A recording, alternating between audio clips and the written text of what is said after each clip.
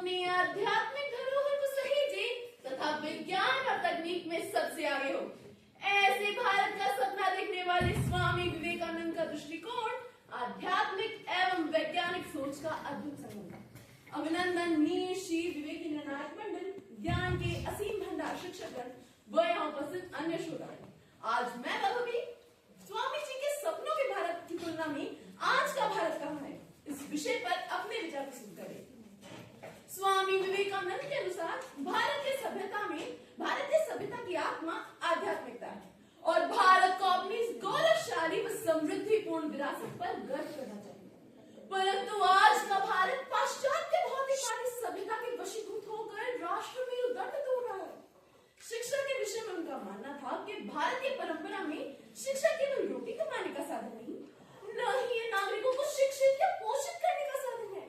यह तो सत्य की प्राप्ति तथा नेकी के अभ्यास के लिए मानवीय आत्मा का प्रशिक्षण है। पेसाडेना, कैलिफोर्निया के भाषण में उन्होंने कहा था, शिक्षा वह कला है जिसकी सहायता से मनुष्य में चारित्रिक व मानसिक सुदृढ़ता आती है। हालांकि आज के भारत में महिलाओं की शिक्षा के प्रति सजगता आई है, परंतु इतनी ऊंचाइयों को छूने के बाद भी वे असुरक्षित हैं। दिल्ली का निर्भया व कलकत्ता महिला चिकित्सक बलात्कार व हत्या का केस, क्या यही है स्वामी जी के सपनों के भारत की सामाजिक तस्वीर? मेरे अनुसार तो नहीं। स्वामी जी का मानना था कि आज की युवा शक्ति कल के भारत की नींव है, परंतु कुछ युवा शक्ति के कारण आज ये नींव डगमगा रही है।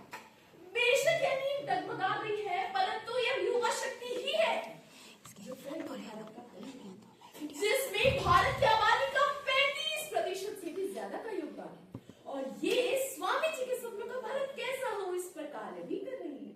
हालांकि आज के भारत में स्वदेशी स्वावलंबन और आत्मनिर्भर भारत जैसे पहल उनके विचारों के विरुद्ध है, परंतु आज भी गरीबी, बेरोजगारी और आर्थिक विषमता जैसी चुनौतियां मौजूद हैं। स्वामी जी कहते थे, एक विचार लो, उस विचार को अपना जीवन बनाओ, उसी के अनुसार सोचो, उसी के सपने देखो, यही सफलता की चाबी है।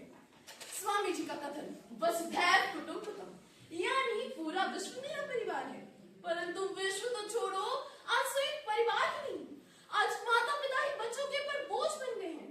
बच्चे अपनी आजादी चाहते हैं, किसी की रोक टोक नहीं, इसलिए अंत में उन्हें अपने ही माता पिता के लिए दिखता है वृद्धाश्रम का द्वार। क्या यही है स्वामी जी के सपनों के भारत की पारिवारिक तस्वीर?